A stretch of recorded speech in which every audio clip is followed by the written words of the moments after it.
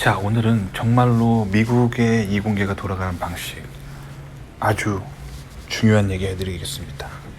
지금은 금요일 오후 2시 36분이에요.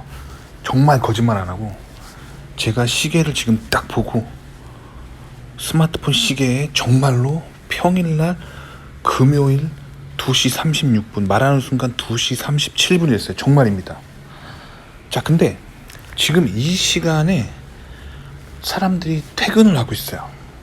가방을 메고 집에 가고 있습니다. 자, 그럼 오늘 저는 몇 시에 출근했냐면 보통 9시 정도에 출근해요. 사람들이 밥 먹고 이제 뭐 출근하면 다들 9시쯤 됐는데 금요일날 지금 2시 37분인데 집에 가는 사람들이 나타나고 있습니다. 그냥 제 눈에 딱 보이는 그 사람 인종을 얘기하면 백인이었어요. 저도 이제 좀 약간 자극을 받아요. 2시 37분 그래도 좀 너무한 거 아닌가. 그래도 저는 그래도 약간 성실한 스타일이라서 금요일날 그래도 한 오후 4시 정도까지 있거든요. 근데 이미 이게 굉장히 성실한 거야. 굉장히 성실한 거예요. 근데 저 2시 38분에 지금 엘리베이터 타고 가는 백인을 보고 내가 조금 금요일에 많이 일하는 스타일이구나 라는 걸 다시 한번 돌아보게 되는데, 자, 그러면 여기서 중요한 건 이거예요. 이거 그냥 일찍 가는 거 끝나면 안 돼요. 왜 미국 사람들은 적게 일하고 돈을 많이 버는가? 워라밸이 왜 괜찮은지를 봐야 돼요. 그런데 이게 진짜로 민감한 토픽인 게, 제가 한국에서 그 직장을 다닌 적이 있어요. 그럼 모여서 이제 미국 얘기가 나오면 한국 사람들은 미국을 엄청 까댑니다. 마치 어떻게 생각하냐면 일제 치하의 총독 문화, 아니면 그 대영제국 시대의 대항해 시대의 뭐 동인도 회사 같은 그런 개념으로 미국을 바라보면서 자기들 쥐어짜고 뭐 그렇게 생각해요. 미국에 대한 울분이 쌓여 있어요. 자, 근데 미국은 뭔가 막 미국 밖에 미국보다 후진국들한테 막 강요하거나 그러지 않습니다. 미국이 국제관계를 하는 걸 보면은 판을 다 깔아놓고 이거 할래? 하고 한다고 하면 되게 좋은 거 주고, 안 한대 하면 그냥 내버려 둡니다. 미국이 내버려 두면은 그 나라는 이제 다른 강대국한테 막 당하고 막 유린당하고 전쟁과 기아 막 핍박이 막 발생하고 막 독재자가 나타나죠. 내버려 두는 거예요. 근데 미국이 기회를 줬을 때 그거를 덥석 잡고 미국에 협력하면 이제 미국이 그 나라 치안을 도와주고 그 나라가 안정되도록 도와주고 경제적으로 도와준단 말이에요. 그러니까 미국이 사실 전 세계 경찰 국가 역할을 하고 있거든요. 근데 이렇게 생각하는 사상이 계속 있었어요, 한국에. 미국을 되게 고마워했단 말이에요, 역사적으로 한국 사람들이. 근데 최근에 이 좌파가 되게 한국에서 굉장히 인기를 끌면서 좌파 뒤에 한국 좌파 뒤에는 항상 북한이 있거든요. 북한이 계속 미국을 까대는 거. 그런 북한의 지령을 받은 사람들이 계속 한국 미디어를 통해서 북한이 계속 내보내는 메시지, 그리고 중국이 계속 내보내는 메시지, 미국은 나쁘다, 요거를 지금 막 내보내고 있어요. 그렇기 때문에 미국의 사람들이 왜 적게 일하고 돈을 많이 버는가, 그걸 배우지 못합니다. 그리고 항상 미국을 어떻게 바라보냐면 나쁜 사람들, 부자고 그러면서 약자들을 괴롭히는 존재, 이렇게 바라보는 게 이제 좌파 진보의 스탠스로 미국을 바라보는 거예요. 자, 그러면 제가 실제로 경험한 미국 사람들이 집에 일찍 가면서도 돈을 많이 버는 이유, 그걸 알려드릴게요. 미국에서는 본질만 봅니다. 자, 예를 들어 볼게요. 사람들을 뽑을 때, 자, 저는 미국에서 대기업 면접관으로 활동을 많이 해요. 회사에서 부탁을 합니다. 저한테 사람 좀 뽑아달라고. 그러면서 가이드라인을 딱 줘요. 가이드라인은 아주 심플합니다. 그 일을 할 때 잘하는 사람, 그 사람 뽑으면 되는 거예요. 알겠죠? 제가 실제로 면접에 참여해서 제가 사람 뽑은 거 얘기해 줄게요. 한 대학교 졸업 정도 하는 사원을 뽑아야 되는데, 하는 일이 뭐였냐면 전자제품 보드에다가 그 새로 개발된 컴퓨터 칩을 붙이는 일을 하는 사람이었어요. 실험실에서 필요하죠. 신제품 개발할 때. 그러면 그 사람을 뽑을 때 아무것도 안 봐요. 학교 어디 나왔는지 안 봐요. 중요하지 않아요. 뭐 그 사람이 랭킹 1등 하는 학교 나왔든지 200위권 안에도 못 드는 소위 말하는 지잡대 나왔든지 중요하지 않아요. 오로지 제가 물어봤던 퀘스천은 딱 하나입니다. 전자제품 보드에 칩을 붙여본 적 있냐? 붙일 때 네가 썼던 땜납의 종류는 뭐냐? 그리고 그 땜납의 특성은 뭐냐? 자, 그러면 어설프게 해본 애들은 그냥 아주 어설프게 알아요. 아, 그 땜납 붙일 때 뭐 한 250도 정도 해서 땜납이 높고 그때 붙이고 냉각시키면 보드에다가 뭐 납땜질 할 수 있어요. 이건 아주 어설프게 한 거죠. 탈락입니다. 제대로 한 애들은 완전 디테일하게 알아요. 상온에서 250도로 올릴 때 속도가 중요한데 뭐 몇 도씨 퍼 세컨드의 속도를 천천히 올려야 되고, 너무 빨리 올리면 뭔가 좀 나쁜 연기가 나오고 너무 팽창되고, 뭐 이게 할 말이 되게 많은 애들 있잖아. 요거는 아주 심플하게 실험실에서 그냥 평범한 엔지니어 하나 뽑는데도 아주 이렇게 디테일하게 물어봐요. 그럼 그거를 진짜로 해보고 정말로 그거를 자신 있으면 그 사람이 딱 뽑히는 거야.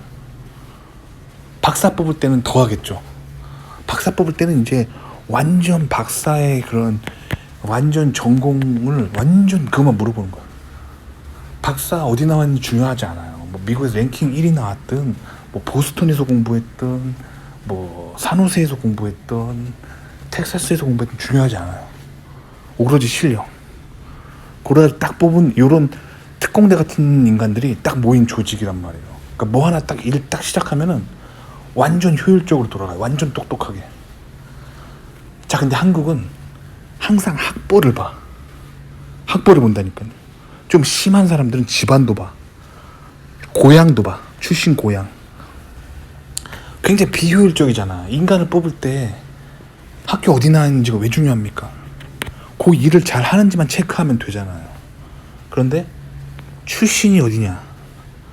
그래서 미국의 이력서에는 가족관계를 쓰는 난이 없습니다. 이 사람이 뭐 미국에서 나고 자랐든 동부 출신이든 서부 출신이든 결혼을 했든 안 했든 자식이 있든 없든 중요하지 않아요. 근데 한국 인터뷰 볼 때 항상 물어보는 거는 결혼하셨어요? 자녀 있으세요? 고향이 어디세요? 어떤 데는 고등학교까지 써막. 고등학교 어디 나왔냐 왜 중요합니까? 근데 그런 백그라운드를 가지고 사람을 어떤 자신의 경험 가지고 그냥 어떤 출신들은 안 된다라고 생각하는 거야. 그러니까 이 사람의 똑똑함이 막혀가지고 똑똑하게 뭔가 뭘 할 수가 없어요. 이렇게 사람을 필터링 하는 거. 자, 그 다음에 두 번째, 미국은 그래서 자기가 하는 일만 잘하면 됩니다. 근데 제가 한국에서 일할 때 가장 어이없던 게 뭐냐면, 저는 박사잖아요. 박사를 왜 뽑아요? 연구하라고 뽑는 거잖아요. 그리고 박사 아닌 사람은 연구하는 걸 조금 못하겠죠. 고졸이면은 아무래도 대학에서 배운 게 조금 적기 때문에 또 전문적인 엔지니어링 하기가 힘들겠죠. 사람마다 그게 수준이 있단 말이에요.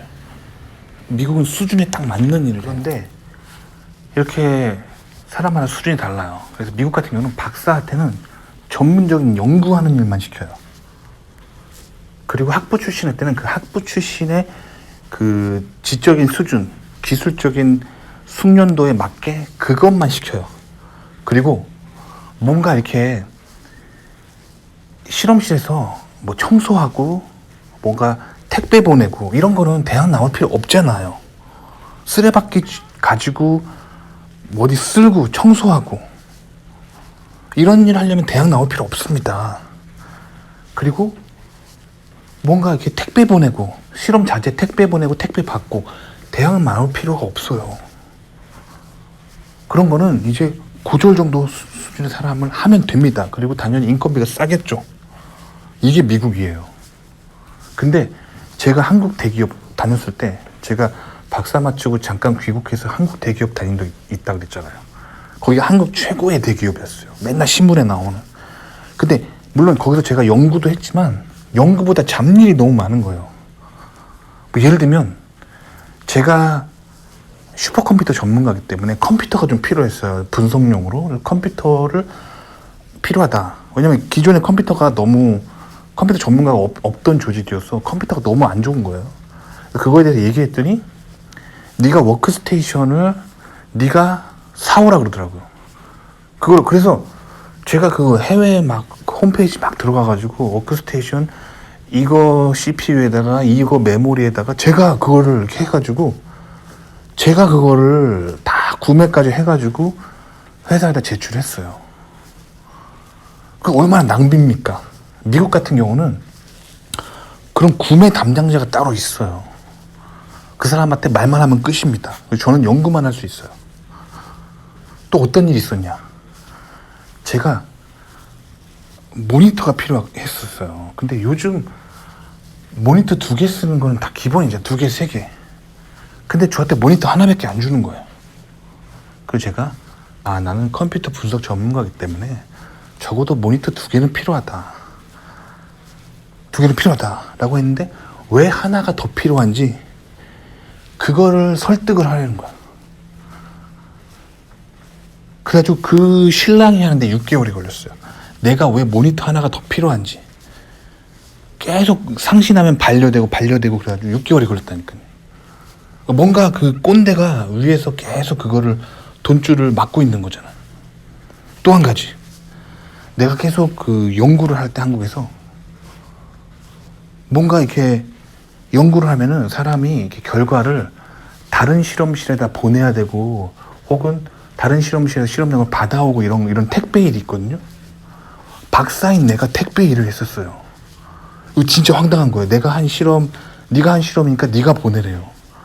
그래서 제가 실험을 끝내고 그 실험 샘플을 가지고 직접 그 제 차를 몰고 갈 때도 있었고 아니면 그 회사가 제공하는 셔틀버스까지 가가지고 셔틀버스 예약하고 가가지고 제가 셔틀버스에 넘겨주고 뭐 그런 적도 있고 어떨 때는 제가 그냥 그거 직접 택배 회사까지 찾아가서 택배를 보낸 적도 있어요. 굉장히 낭비죠. 굉장히 낭비인데 왜 이런 일이 발생하는지 그 배후를 보잖아요. 그러면 공산주의 때문에 그런 거예요. 대한민국 체제는 공산주의가 아니잖아요. 자유민주주의를 바탕으로 한 자본주의라고 항상 말하지만 사람들의 마음속에 공산주의, 사회주의적인 사상이 깊숙이 잡혀 있어요. 그래서 예를 들면 그 부서에서 박사라고 택배를 안 하잖아요. 그러면 택배를 하던 고졸 사원들이 불만이 되게 많아요. 그래가지고 회사에다 막 뭐라 그래요. 똑같은 사람인데 박사들은 저렇게 편하게 앉아가지고 연구만 하고 있고 왜 우리는 맨날 택배 다녀야 되냐 이런 소리 한다니까요. 공평하지 않다고 그래요. 평등하지 않다고 그래요. 평등에 대한 개념을 굉장히 이상하게 갖고 있어요. 한국 사람들이. 평등은 어떤 인권에 대한 평등이지 그게 평등인 거지 뭔가 자기의 전문 지식과 어떤 롤에 따라서 그리고 교육 수준에 따라서 다른 일을 하는 거는 그건 합리적인 거예요. 근데 그걸 가지고 뭐라고 합니다. 그래서 그 모니터도 마찬가지예요. 제가 모니터를 여러 개 쓰면은 박사라고 왜 모니터를 많이 쓰냐, 요런 얘기를 항상 한다니까요. 근데 미국 같은 경우는 그 전문 인력들은 왜 모니터가 많이 필요한지 그 합리적으로 알고 있어요. 그래서 모니터를 많이 써야 되는 직군들의 직종한테는 모니터를 많이 줍니다. 모니터를 3개 쓰는 사람도 있어요. 미국에서 어떤 연구 직종, 뭐 컴퓨터 시뮬레이션이나 코딩하는 사람들 같은 회사에서 모니터를 3개 주기도 합니다. 이게 뭔가 사람들 마인드 속에 굉장히 공산주의와 사회주의를 사랑하는 마인드가 한국 사람들이 있어요. 그리고 국가도 마찬가지, 승진도 마찬가지예요. 뭔가 미국에서 온 박사면은 당연히 미국에서 뭔가 첨단 기술을 배웠겠죠. 그래서 뭔가 회사에서 저를 붙잡고 있기 위해서 저한테 잘해주는 게 있습니다. 뭐 예를 들면 제가 한국에 귀국했을 때 한국에서 뭐 랭킹 1등, 2등, 3등 하는 박사들이 누리지 못하는 그런 혜택을 받았어요. 뭐 예를 들면 집 전세 자금을 좀 보태준다든지 회사에서 연봉이 좀 더 높고, 그리고 중요 프로젝트 있으면 저부터 부르는 게 있었어요. 그럼 이거는 사실 미국에서 왔기 때문에 미국의 첨단 기술을 알고 있기 때문에 그런 거잖아요. 그럼 국내 박사들이 차별한다고 말합니다. 저 사람은 해외 박사라서 우리를 차별하는 거다. 저 사람을 잘해주고 우리를 차별한다. 이렇게 나와요. 그래서 회사에서는 되게 힘들어요. 국내 박사들한테 이런 소리 안 들으려고 그 해외 박사들에 대한 어떤 그런 잘해주는 거를 이렇게 막 되게 힘들어 합니다. 그러니까 해외 박사들이 한국에 안 돌아오죠. 다시 미국으로 나가버려요. 그래서 어찌됐든 박사들 사이 이런 갈등이 있고, 또 뭐가 있냐면 그렇게 해서 박사들을 잘해주잖아요. 그럼 학부 출신들이 이번엔 불만이 되게 많아요. 회사가 박사들만 잘해준다. 똑같은 인간인데 왜 우리는 차별하냐. 이렇게 나오는 거예요. 그래서 굉장히 한국이 비효율적인 시스템으로 돌아갑니다. 그러니까 한국이 자유민주주의를 바탕으로 한 자본주의 체계가 맞는데 사람들의 어디 깊숙한 마음 어딘가에 그 조선을 살았던 그 조선의 통치 이념이었던 유교를 바탕으로 한 그런 공산주의 사회주의적인 평등의 이념을 가지고 있는 거, 어디 저 깊숙한 곳에. 그래서 그것이 사회생활하면서 쑥쑥 나옵니다. 자, 미국 회사들이 이렇게 효율적으로 돌아가는 이유는 인재의 적재적소의 배치, 능력 위주로 항상 돌아가고, 그렇기 때문에 이 조직이 완전 스마트하게 돌아가요. 무슨 일 하면은 아주 빨리 끝냅니다. 그래서 왜냐면 각 분야의 전문가가 있기 때문에. 예를 들면 저는 박사로서의 연구 전문가고, 또 저희 회사에 고졸도 있거든요. 이 고졸들은 또 고졸 나름대로의 전문가야. 뭐 그래요. 뭐 실험실 청소도 아주 잘하는 전문가야. 그 분야의 전문가. 납땜을 한다. 그러면 납땜 전문가야. 다른 거 안 봐요. 뭐 학벌이라든가 뭐 이런 거 안 봐요. 남들보다 잘하면 돈 많이 주고 팍팍 주고, 남들보다 못하면 돈 안 주고. 아주 심플한 게 돌아가는 게 미국 사회거든요. 국어를 배워야 돼요. 근데 그거를 안 배운 채 항상 미국을 바라보면 어떻게 바라보냐면, 쟤네들이 원천 기술을 가지고 있어서 약소국들을 항상 뭐 약탈하고 뭐 그런 울분에 쌓인 마음으로 미국을 바라본단 말이에요. 근데 이 세상에서 가장 못난 사람들이 자신의 문제를 가지고 다른 사람 탓하는 거예요. 사실 까보면 모든 문제는 자기 안에 있는 거예요. 자기 안에.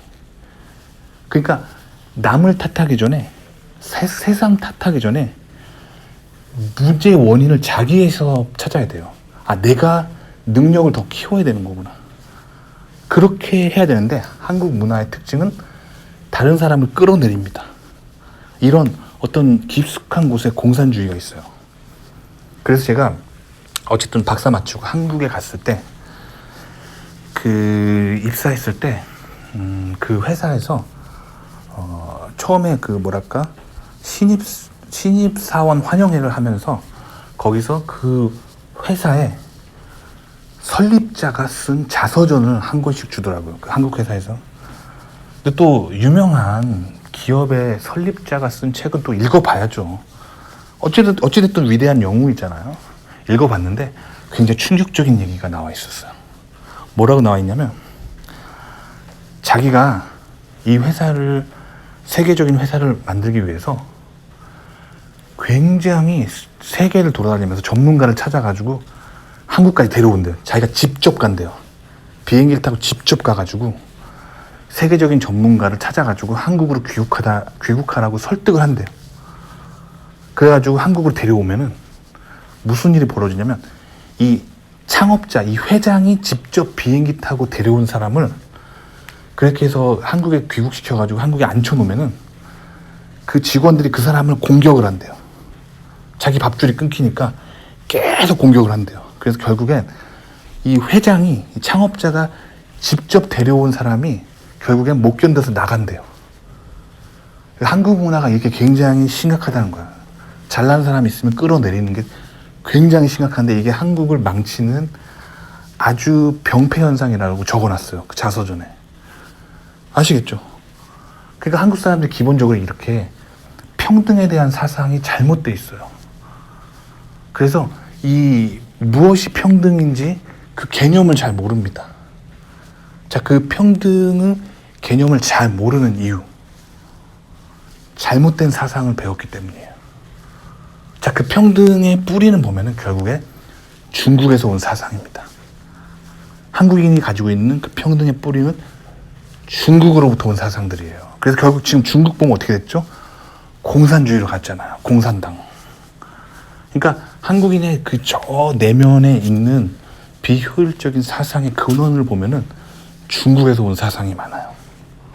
그거를 의도적으로 계속 거기서 나오려고 노력해야 돼요. 사회가 뭔가 문제가 있다라는 생각보다는 내 탓이다, 이런 사상을 좀 받아들여야 돼요. 그리고 나를 더 뭐랄까, 나은 인간으로 만드는 거, 그게 중요한 거지. 다른 사람 탓하고 다른 사람 끌어내리고, 이거 되게 안 좋은 거예요. 아시겠죠? 그러니까 미국이 효율적으로 돌아가는 그 원인을 빨리 파악하고 자신에게 빨리 적용해야 됩니다. 저는 그래서 미국에 살면서 미국인을 보면서 이렇게 미국 사람들의 효율적인 마인드를 정말 배웠어요. 그래서 저도 한국에서 나고 자라서 여러분들처럼 학벌이 중요하다고 생각했거든요. 그래서 학벌을 쌓기 위해서 되게 노력했어요. 어린 시절에. 근데 미국에서는 학벌이 의미가 없습니다. 오로지 실력. 겉으로 보이는 형식이 중요하지 않아요. 여기서 오로지 실력. 나의 개인적인 실력. 요거예요. 학벌에 의지하는 건 그거 어떻게 보면 뜯어보면 그거 공산주의의 좌파적 카르텔입니다. 내가 어렸을 때 공부 잘한 거 가지고 그 집단끼리 연합해서 그 집단끼리 잘 나가려고 하는 거. 공산주의예요. 사회주의예요. 그러니까 개인의 능력, 학교 어디 나왔는지 본인이 진짜 명문대라면 실력으로 증명하면 끝이에요. 그 굳이 학벌 가지고 서로 카르텔을 만들 필요가 없어요. 그러니까 한국의 사회의 어떤 모습들이 이 좌파적 카르텔로 가득 찬 그런 심리가 깊은 곳에 있는데, 근데 이게 황당한 게, 이게 좌파적 카르텔이기 때문에 이걸 깨려면 어떻게 돼요? 우성향으로 나가면 되잖아요. 근데 한국 사람들 우성향이 뭔지를 몰라요. 왜냐면 조선을 지배했던 오래된 사상이 이게 좌파적 카르텔이거든요. 그래서 이걸로부터 탈출해서 더 좌파로 가는 게 사회가 개선되는 거라고 생각해요. 그러니까 그 결과 지금 북한이 그렇게 된 거란 말이에요. 북한처럼 되는 거를 간신히 막아줬던 게 미국이에요, 미국. 근데 이제 반미를 하고 그러면 한국 사람들 저 깊은 곳에 있는 그 좌파를 사랑하는 마음, 그거 가지고 그 조선으로부터 물려받은 낡은 사상을 보수로 인식하고, 그게 사실은 좌파적인 건데 그걸 보수로 인식하고 더 좌파로 가려고 하는 거예요. 그러니까 좌파에 반발해서 더 좌파로 가려고 하는 거예요. 그런 방향성이 있어요, 한국 사람들한테. 아시겠죠? 그게 아니라 뭔가 집단적인 어떤 행동으로 뭔가 집단 속에서의 뭔가 평균적인 거를 구하려고 하는 게 아니라 자기 자신을 개선하려고 해야 돼요. 개인주의. 한국 사람들에게 가장 필요한 건 좀 개인주의입니다. 개인주의를 바탕으로 한 능력주의. 그렇게 했을 때 똑똑한 사람들이 이제 좀 나올 것 같은데 한국은 사실 그렇지 않아요. 그 제가 지금 내년에라도 한국에서 좋은 조건이 있으면 한국 귀국한다 이런 생각을 해보면 과연 내가 한국에서 돌맞지 않을 수 있을까? 나처럼 미국 박사에다가 실리콘밸리 경험이 있는 사람이 한국으로 간다? 되게 힘든 일이에요. 또 사람들이 내 연봉을 보고 그렇게 말하겠죠. 차별한다. 저 사람만 잘해주고 우리는 미국물 안 먹었다고 차별한다. 이렇게 나온다고 또. 사실 한국 사회가 나한테 잘해주는 이유는, 만약 내가 귀국한다면 잘해주는 이유는 실리콘밸리의 첨단 기술을 알고 있기 때문인데, 미국의 첨단 기술을 공부했기 때문인데 그렇게 바라본다는 거예요. 그러니까 뭔가 이 한국 사람들의 이 마음, 이 좌파를 사랑하는 마음, 공산주의를 사랑하는 마음, 사회주의를 사랑하는 마음, 이거 진짜 끊기 힘듭니다. 근데 공산주의는, 사회주의는, 좌파적 마인드는 매우 비효율적인 사상이에요. 빠지면은 본인의 어떤 타고난 그 뇌의 포텐셜을 다 망가뜨려요. 효율이 굉장히 떨어져요. 그러니까 본인이 좌파적인 성향이 있는지 한번 스스로 점검해 보세요. 그리고 그 좌파적인 사상을 버리기를 결심하고 집단주의보단 개인주의, 그리고 나의 능력을 중요하게 생각하는 거. 요 약간 우성향적으로 본인의 마음을 고치잖아요. 똑똑해져요. 능력이 거기서 나와요. 미국 사람들이 똑똑한 거예요. 그거예요. 미국 사회가 우성향이에요. 굉장히 개인주의를 바탕으로 작은 정부를 추구하고, 그 기본적인 성향이 그래요. 그렇기 때문에 제가 여러분들한테 미국 사람들이 퇴근을 일찍 하는 이유 얘기해 드려봤습니다. 자, 얘기하다 보니까 지금 3시 5분이. 퇴근해야겠습니다. 아시겠죠? 얼마나 제가 한국 사람들을 마음을 챙겨주려고 하는지. 이 귀한 이 불타는 금요일에 여러분들을 위해서 이렇게 집에 안 가고 이렇게 회사 앞에 공터에서 앉아가지고, 벤치에 앉아가지고 요런 중요한 영상을 여러분들한테 보내주고 있습니다. 열심히 듣고 이 한국 사람들이 가지고 있는 이 좌파를 사랑하는 마음, 요 고치셔야 돼요. 제가 좌파 정당을 싫어해서 이런 말 하는 건 아니고 우파에서 돈 받아서 하는 얘기 아닙니다. 성공의 기본은 우성향이에요. 좌성향은 님이 타고난 뇌의 리소스를 아주 비효율적으로 사용하는 방식이에요. 망하는 방식. 아시겠죠? 특히 요즘 인공지능 미디어 시대 때문에 제가 더더욱 여러분들에게 걱정이 돼서 얘기해 드려요. 인공지능 미디어는 결국에 인간을 더욱더 비효율적으로 만들어버려요. 대중들을 비효율적인 사상에 빠뜨려서. 아시겠죠? 정작 인공지능을 만들어내고 있는 실리콘밸리의 엘리트들은 자녀들에게 스마트폰을 안 사줍니다. 종이책을 읽게 합니다. 왜? 아날로그가 똑똑한 사상이란 걸 알고 있어요. 아날로그적으로 살아야 돼요. 그래야 똑똑해집니다. 그렇게 엘리트들은 아날로그로 자기 자녀를 교육을 다 해놓고, 본인들도 어렸을 때 아날로그적인 교육을 다 받아놓고 이제 컴퓨터를 만들어서 전 세계를 디지털화하는 거죠. 와우. 자, 그러니까 좌파에 빠지지 않고 디지털 문명, 이 스마트폰 별로 안 좋아하고 종이책 읽는 걸 좋아하고 SNS보다는 사람 만나는 걸 더 좋아하고, 이런 사람이 되셔야 돼요. 그리고 좌파적 스탠스보다는 개인의 성공을 더 중요하게 생각하는 개인주의, 이렇게 돼야 돼요. 잘 모르겠으면 개신교 교회 다니면 됩니다. 개신교 교회에서 이렇게 가르쳐요. 아시겠죠? 개신교 교회는 기본적으로 좌파를 안 좋아합니다. 개신교 교회가 그래서 항상 공산주의와 싸우는 역할을 해요. 어느 사회나. 아시겠죠? 혹시라도 여러분들이 개신교 교회를 갔는데 목사님이 좌성향이 있다. 그러면 이렇게 보시면 돼요. 성경을 완전히 진리라고 붙들지 않는 사람이 목사가 되었군. 이렇게 보시면 돼요. 도움이 되셨기 바랍니다.